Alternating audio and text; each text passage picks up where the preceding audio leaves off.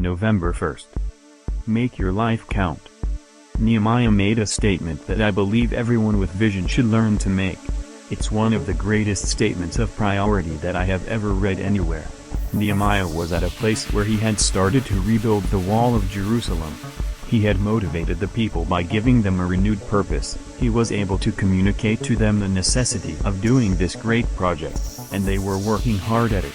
Yet, in Nehemiah 6:1, he was confronted by three men who wanted to prevent his vision from being fulfilled. Sanballat, Tobiah, and Geshem were professional distractors.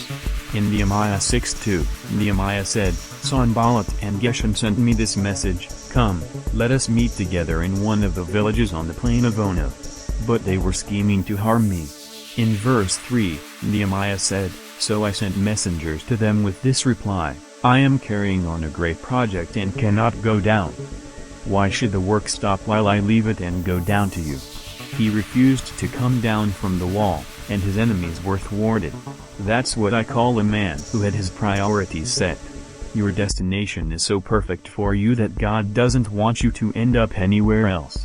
He wants you to find your vision and stay focused on it. If you have gotten off track in life, it doesn't matter how young or old you are, refocus on your vision and make decisions that will lead you there. Prayer. Father, I know I haven't always made the best use of my time, gifts, and resources in the past, but with your help I'm going to make the rest of my life count by staying focused on my vision. In Jesus' name, Amen. Thought, your destination is so perfect for you that God doesn't want you to end up anywhere else. Reading, Jeremiah 24-26, Titus 2.